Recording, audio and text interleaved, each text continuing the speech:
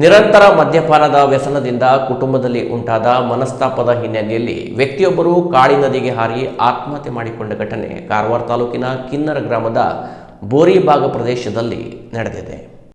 ಮೃತರನ್ನು ಮನೋಹರ ಮಹಾದೇವ ನಾಯ್ಕ 58 ವರ್ಷ ಎಂದು ಗುರುತಿಸಲಾಗಿದೆ. ಇವರು ವೃತ್ತಿಯಿಂದ ಎಲೆಕ್ಟ್ರಿಷಿಯನ್ ಆಗಿದ್ದು ಕಿನ್ನರ ಗ್ರಾಮದ ಬೋರಿಭಾಗದ ಗರ್ತನಾಯಕವಾಡದಲ್ಲಿ ವಾಸವಾಗಿದ್ದರು. ಅಲ್ಲದೆ ಕಿನ್ನರ ಗ್ರಾಮದ ಬಿಜೆಪಿ ಬೂತ್ ಸಂಖ್ಯೆ 56ರ ಅಧ್ಯಕ್ಷರಾಗಿದ್ದು ಭಾರತೀಯ ಜನತಾ ಪಕ್ಷದ ನಿಷ್ಠಾವಂತ ಹಾಗೂ ಕ್ರಿಯಾಶೀಲ ಕಾರ್ಯಕರ್ತರಾಗಿದ್ದರು ಎಂದು ತಿಳಿದು ಬಂದಿದೆ. ಕುಟುಂಬದವರ ಪ್ರಕಾರ ಮನೋಹರ ಅವರು ಪ್ರತಿದಿನ ಮದ್ಯಪಾನ ಮಾಡುವ ಅಭ್ಯಾಸ ಹೊಂದಿದ್ರು. ಈ ಕುರಿತು ಅವರ ಪತ್ನಿ ಮೀನಾ 45 ವರ್ಷ ಅವರು ಮದ್ಯಪಾನ ಮಾಡಬೇಡ ಎಂದು ಹಲವು ಬಾರಿ ಬುದ್ಧಿವಾದ ಹೇಳುತ್ತಿದ್ದರು. ಇದೇ ವಿಷಯವಾಗಿ ಹಿಂದೆ ಸಹ ಆತ್ಮಹತ್ಯೆ ಮಾಡಿಕೊಳ್ಳುವುದಾಗಿ ಹೇಳಿದ್ದರೆಂದು ಕುಟುಂಬದವರು ದೂರಿನಲ್ಲಿ ತಿಳಿಸಿದ್ದಾರೆ.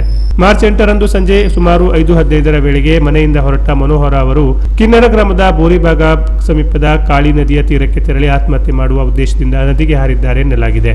ಘಟನೆ ತಿಳಿದ ಸ್ಥಳೀಯ ಗ್ರಾಮಸ್ಥರು ನದಿಯಲ್ಲಿ ಹುಡುಕಾಟ ನಡೆಸಿದ್ದು ಸಂಜೆ ಸುಮಾರು 6:50ರ ವೇಳೆಗೆ ಅವರ ಮೃತದೇಹ ನೀರಿನಲ್ಲಿ ಪತ್ತೆಯಾಗಿದೆ. ನಂತರ ಮೃತದೇಹವನ್ನು ಕಾರವಾರ ಸರ್ಕಾರಿ ಆಸ್ಪತ್ರೆಗೆ ಸಾಗಿಸಿ ಶವಾಗಾರದಲ್ಲಿ ಇರಿಸಲಾಗಿದೆ. ಈ ಸಂಬಂಧ ಕಾರವಾರ ಗ್ರಾಮೀಣ ಪೊಲೀಸ್ ಠಾಣೆಯಲ್ಲಿ ಪ್ರಕರಣ ದಾಖಲಾಗಿದ್ದು ಪೊಲೀಸರು ತನಿಖೆ ಮುಂದುವರೆಸಿದ್ದಾರೆ. ಮೃತರ ಪತ್ನಿ ಮೀನಾ ಮನೋಹರ್ ನಾಯ್ಕ್ ಅವರು ನೀಡಿದ ದೂರಿನ ಆಧಾರದ ಮೇಲೆ ಪ್ರಕರಣ ದಾಖಲಾಗಿದೆ. Canara plus news Karwar.